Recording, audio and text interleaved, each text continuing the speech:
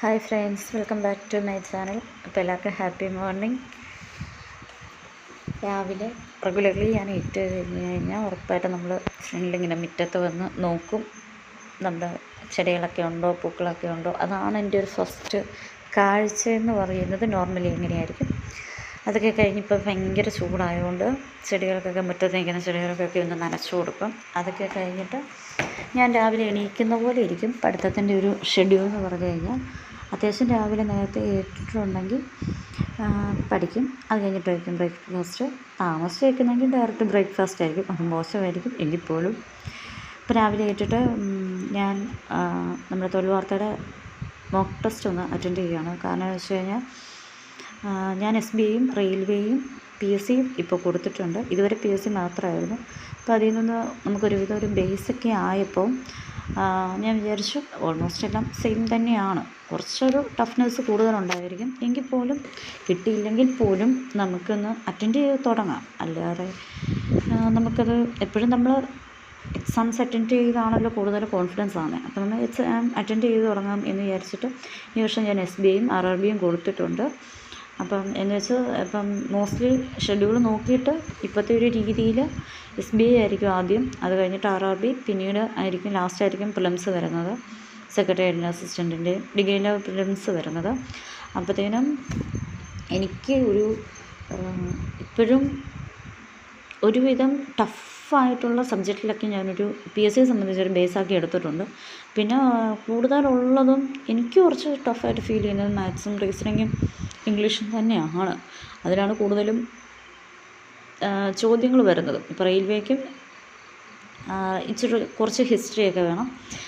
SBIയിലേക്ക് വരുവാണെങ്കിൽ എനിക്കിപ്പോൾ ഇത് മൂന്നിലും സിലബസൊക്കെ കമ്പയർ ചെയ്ത് നോക്കുമ്പോൾ എന്നെ സംബന്ധിച്ച് SBI ആണ് ടഫായിട്ട് പോകുന്നത്. കൂടുതലും റീസണിങ്ങും ഇംഗ്ലീഷും മാത്സും തന്നെയാണ്.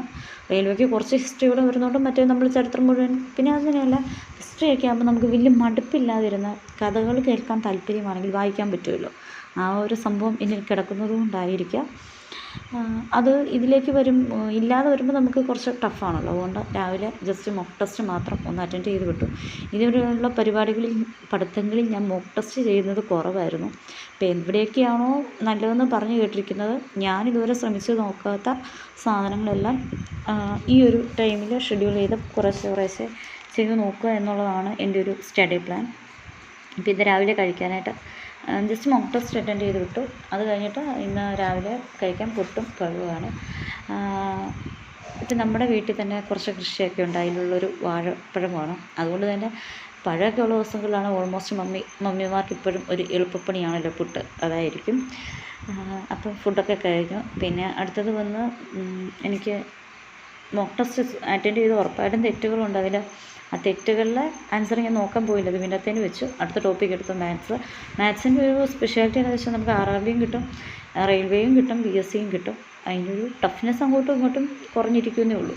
ഇപ്പോൾ PSC ടഫാക്കി തുടങ്ങിയിട്ടുണ്ട്. അതുകൊണ്ട് നമ്മൾ ഇതിന് പ്രിപ്പയർ ചെയ്യുകയാണെങ്കിൽ അത് ഉറപ്പായിട്ട് നമുക്ക് മറ്റേതിലേക്ക് ഗുണമേ ചെയ്യുള്ളൂ എന്നൊരു സംഭവം അതിൽ കിടപ്പുണ്ട്. പിന്നെ ക്ലാസ്സൊക്കെ അറ്റൻഡ് ചെയ്തുകൊണ്ടിരുന്നപ്പോൾ ഓൺലൈൻ ഞാൻ കോച്ചിങ് നോക്കിക്കൊണ്ടിരുന്ന സമയത്ത് എല്ലാം 1 മണിക്കൂറിൽ റെഗുലർ ഇൻ്റർവ്യൂസ് അടുത്തടുത്ത സബ്ജക്റ്റ് വന്നുകൊണ്ടിരിക്കുന്നുണ്ട്, സ്കൂളിലൊക്കെ കോളേജിലൊക്കെ പഠിക്കുന്നത് പോലെ.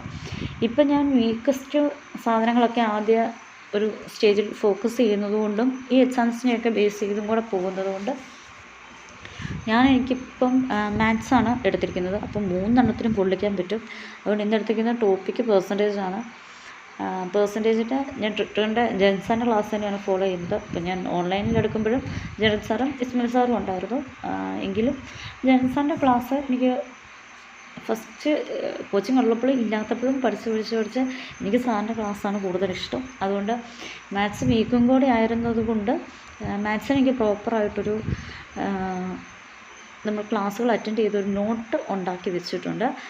പിന്നെ നല്ല മറവി ഉള്ള കൂട്ടത്തിലായതുകൊണ്ട് ഓരോ എക്സാം കഴിയുമ്പോൾ എല്ലാ ടോപ്പിക്കും റെഫർ ചെയ്യേണ്ട ഒരു പ്രശ്നം വരാറുണ്ട്. കാര്യം പറഞ്ഞു കഴിഞ്ഞാൽ LDC വരെ നമ്മൾ കറക്റ്റായിട്ട് പഠിച്ച് വെച്ചിരുന്നതാണെങ്കിൽ പോലും ഇത്രയും നാളുകൊണ്ട് ഞാൻ നന്നായിട്ട് മറന്നിട്ടുണ്ട്. അതുകൊണ്ട് ഓരോ ടോപ്പിക്സ് ഓരോ ദിവസം ക്ലിയർ ചെയ്ത് പോകാം എന്നൊരു രീതിയിലാണ് ഞാൻ നോക്കുന്നത്. അതുകൊണ്ട് ഇപ്രാവശ്യം ഞാൻ പെർസെൻറ്റേജിന് ടോപ്പ് എടുത്ത് സാറിൻ്റെ ക്ലാസ് എന്ന് പറഞ്ഞാൽ ഒരു 6-7 ക്ലാസ് കാണും. ആ 6-7 ക്ലാസ്സും ഉച്ചയ്ക്ക് മുമ്പായിട്ട് വീണ്ടും റിവിഷൻ ചെയ്തു. എല്ലാ മോഡലിൽ നിന്ന് ഓരോ ക്വസ്റ്റ്യൻസ് ചെയ്ത് നോക്കി. ബാക്കിയുള്ളതൊക്കെ നോട്ട് ചെയ്ത് വിട്ടു. ടഫായിട്ടുള്ളതൊക്കെ വീണ്ടും ചെയ്ത് നോക്കി. അങ്ങനെ ആ പോർഷൻസ് എല്ലാം കംപ്ലീറ്റ് ചെയ്യുകയാണ് ചെയ്തത്. അത് കഴിഞ്ഞിട്ട് നമ്മൾ ഇപ്പം മറ്റുള്ളവരുടെ സ്റ്റഡി പ്ലാൻ ഫോളോ ചെയ്യുന്നതിന് കുഴപ്പമൊന്നുമില്ല. എങ്കിൽ പോലും എന്നെ സംബന്ധിച്ച് ഇതുവരെയുള്ള ഒരു എക്സ്പീരിയൻസ് നമ്മുടെ വീക്ക് പോയിൻറ്റ്സും കാര്യങ്ങളും എല്ലാം കൂടെ കുറച്ച് അറിഞ്ഞ് പഠിക്കുന്നത് എപ്പോഴും നല്ലതായിരിക്കുമെന്ന് തോന്നുന്നു. കംപ്ലീറ്റ്ലി ഒരു 30 ദിവസത്തെ ഷെഡ്യൂൾ, 40 ദിവസത്തെ ഷെഡ്യൂൾ ഇല്ലെങ്കിൽ അങ്ങനെ ഒരു ഫ്രീ ആയിട്ടുള്ള എല്ലാ ടൈം ടേബിൾസും ഓൺലൈനുകളിൽ കിട്ടും. ഞാനതൊക്കെ ആദ്യ കാലഘട്ടത്തിൽ കുറേയൊക്കെ ശ്രമിച്ചിട്ടുണ്ട് കേട്ടോ. കാരണം എന്ന് വെച്ച് കഴിഞ്ഞാൽ, പക്ഷേ അതിനകത്തൊരു പ്രശ്നം എന്താണെന്ന് വെച്ച് കഴിഞ്ഞാൽ, നമുക്ക് ഈസിയുള്ള പോർഷൻസ് ആയിരിക്കത്തില്ല അവർക്കിത്. അപ്പം എങ്ങനെയായാലും ആ ഒരു ഇത് മിസ്മാച്ച് വരുന്ന പോലെ എനിക്ക് തോന്നിയിട്ടുണ്ട്. അപ്പം നമുക്ക് കൂടുതൽ നമ്മുടെ സിറ്റുവേഷനും ആവശ്യങ്ങളും അറിഞ്ഞ് നമ്മൾ ഒരു പാരലലായിട്ട് ഒരു ടൈം ടേബിൾ സെറ്റ് ചെയ്ത് വെക്കുക. എന്നിട്ട് അവരുടേത് നല്ല ശ്രദ്ധ കൊടുത്തേണ്ട ടോപ്പിക്സ്, ഇമ്പോർട്ടൻറ്റ് കാര്യങ്ങൾ അവർ പറയുന്നത്, കറണ്ട് അഫയേഴ്സ്, ഇങ്ങനെയുള്ള കാര്യങ്ങളെല്ലാം നമുക്ക് എന്താണോ വേണ്ടത് അതെല്ലാം സോർട്ട് ചെയ്ത് നമ്മുടെ ഈ ടൈം ടേബിളുമായിട്ടൊന്ന് കൊളാബ് ചെയ്തൊരു മിങ്കിൾ ചെയ്തൊരു ഫോം ഉണ്ടാക്കി വെച്ചിട്ട് പ്രിപ്പയർ ചെയ്യായിരിക്കും എപ്പോഴും നല്ലത്. അങ്ങനെയാണ് എനിക്ക് തോന്നിയിരിക്കുന്നത്. എൻ്റെ വീഡിയോസിലിപ്പം എന്നിലും നന്നായിട്ട് പഠിക്കുന്നവരും പ്രിപ്പയർ ചെയ്യുന്നവരും ഒക്കെ കാണുമായിരിക്കും. അതുകൊണ്ട് എൻ്റെ ടിപ്സൊന്നും ഫോളോ ചെയ്യണം എന്നൊന്നും ഞാൻ പറയത്തില്ല കേട്ടോ. പിന്നെ നമുക്ക് എന്താ പറയുക, ചില സമയത്തൊരു സ്റ്റഡി ബ്ലോക്കൊക്കെ വരും. ഇനി കുറച്ച് കിട്ടാതെ വരുമ്പോൾ നിരാശ വരും. പിന്നെ അത് തന്നെയല്ല, കുറച്ച് പഠിച്ച് കഴിയുമ്പോൾ നമ്മൾ ശരിക്കും ഒന്ന് എക്സോസ്റ്റ് ആവും. മതി, നിർത്തണം, കുറച്ച് ദിവസം ബ്രേക്ക് വേണം, അങ്ങനെയൊക്കെ തോന്നും. ഒരാഴ്ച ബ്രേക്ക് ഇല്ലെങ്കിൽ ഒരു ദിവസം 3-4 ദിവസം ബ്രേക്ക് ഉദ്ദേശിച്ചാൽ എന്നെയൊക്കെ സംബന്ധിച്ച് പറ്റാൻ പോകുന്നതെന്ന് വെച്ചാൽ കഴിഞ്ഞാൽ ആ 4 ദിവസം കഴിയുമ്പോൾ റീസ്റ്റാർട്ട് ചെയ്യാനൊരു വല്ലാത്ത ബുദ്ധിമുട്ട് വരാറുണ്ട്. അപ്പം എന്നെയൊക്കെ സംബന്ധിച്ച് ഇങ്ങനെയൊരു സംഭവങ്ങളൊക്കെ കാണുമ്പോൾ അതൊരു വലിയ മോട്ടിവേഷനാണ്. അതിൽ കൂടുതലൊന്നും ഞാൻ എക്സ്പെക്റ്റ് ചെയ്യുന്നില്ല.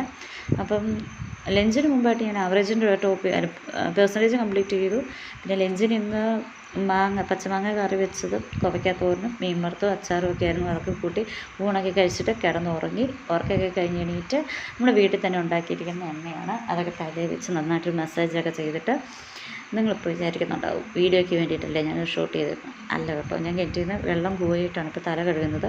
അത് നമുക്ക് വാട്ടർ കണക്ഷൻ, പൈപ്പ് കണക്ഷൻ ഒന്നും ഇല്ലാഞ്ഞിട്ടല്ല, നമുക്ക് വീട്ടിലേക്ക് ടാങ്കിലേക്ക് കൊടുത്തിരിക്കുന്ന കണക്ഷൻ വാട്ടർ അതോറിറ്റിയുടെ കണക്ഷനാണ്. കാരണം കിണർ എന്തായാലും വേനൽക്കാലാകുമ്പോൾ പറ്റും, മോട്ടർ വയ്ക്കുമ്പോൾ എന്തായാലും പറ്റും. അതുകൊണ്ട് അപ്പം ക്ലോറിൻ അതുപോലെ അവരുടെ കണക്ഷനിലാകുമ്പോൾ ഉണ്ട്. അത് യൂസ് ചെയ്യാൻ കഴിയാഞ്ഞിട്ട് ഇപ്പോൾ ഒരു എൻജോയ്മെൻറ്റ് വേണമല്ലോ, നമുക്ക് എന്തെങ്കിലും ഫ്രീ ഇത് വേണമല്ലോ. അതുകൊണ്ട് ഞാനത് തല കഴുകാനുള്ള വെള്ളം മാത്രം കിണറ്റിൽ നിന്ന് കോരിയെടുത്ത് കഴുകുന്ന ഒരു പതിവാണ്.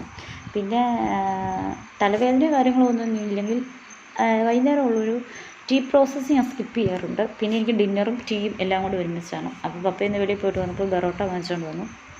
പിന്നെ എനിക്ക് അടുപ്പിച്ച് ചിക്കനും ബീഫും ഒന്നും കഴിക്കാൻ പറ്റത്തില്ല കേട്ടോ. ഞാൻ പെട്ടെന്ന് മത്തടിക്കും.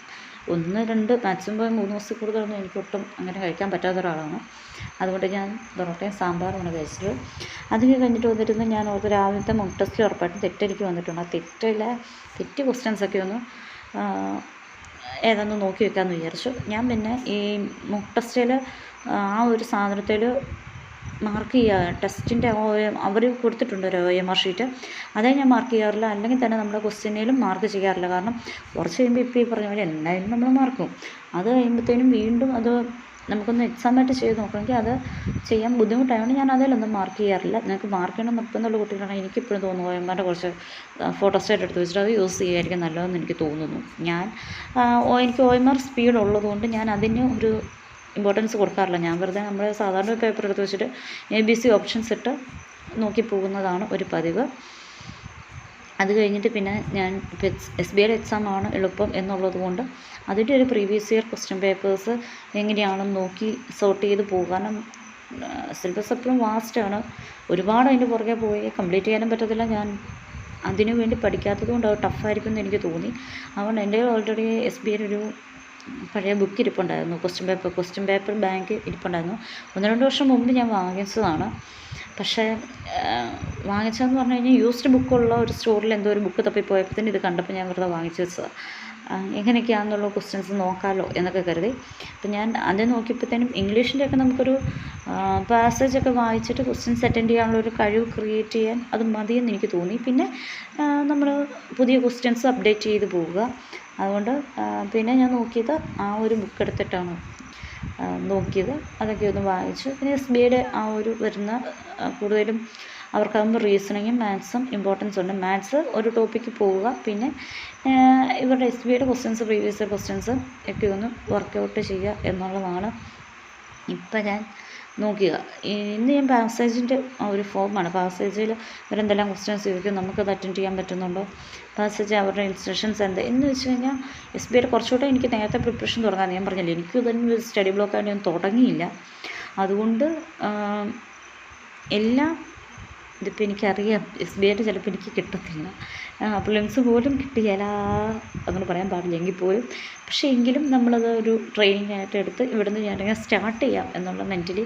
കാരണം സിലബസ് ഒന്നും കവർ ചെയ്യാൻ ചിലപ്പോൾ പറ്റത്തില്ലായിരിക്കാം, എങ്കിലും ഈ 30 ദിവസം ഒരു 10-30 ദിവസത്തേനുണ്ട് ഇൻ ടൈം. ആ ഒരു ടൈം നല്ല രീതിയിൽ നോക്കുക. കാരണം നമ്മൾ BSCക്ക് പ്രിപ്പയർ ചെയ്തിരിക്കുന്നത് കൊണ്ട് അതിൻ്റെ കുറവുകൾ പരിഹരിച്ച് പോയാൽ മതിയല്ലോ. ആ ഒരു രീതിയിൽ പ്രിപ്പയർ ചെയ്തുകൊണ്ടിരിക്കുന്നു.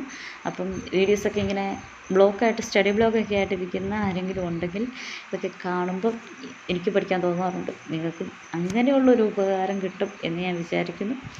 അപ്പം അടുത്തൊരു വീഡിയോ ആയിട്ട് വീണ്ടും കാണാം. എല്ലാവർക്കും വീഡിയോസൊക്കെ ഇഷ്ടപ്പെടുന്നുണ്ടെങ്കിൽ ഒന്ന് സബ്സ്ക്രൈബ് ചെയ്യുക. പിന്നെ നിങ്ങളെ ഫോളോ ചെയ്യുന്ന രീതികളും കാര്യങ്ങളും ഒക്കെ ഒന്ന് കമൻസ് ഇടുക. പിന്നെ ആദ്യമായിട്ട് വീഡിയോ എടുക്കുന്നതിൻ്റെ കുറച്ച് ഞാനൊന്ന് വീഡിയോസ് എടുക്കാൻ തുടങ്ങിയിട്ടില്ല അധികം, അതിൻ്റെ പ്രശ്നങ്ങളൊക്കെ ഉണ്ട്. മുന്നോട്ടെല്ലാം ശരിയാക്കാം. അപ്പോൾ നിങ്ങൾ സപ്പോർട്ട് ചെയ്യുമെന്ന് പ്രതീക്ഷിക്കുന്നു. Thank you. അടുത്ത വീഡിയോ ആയിട്ട് വീണ്ടും കാണാം. ബൈ.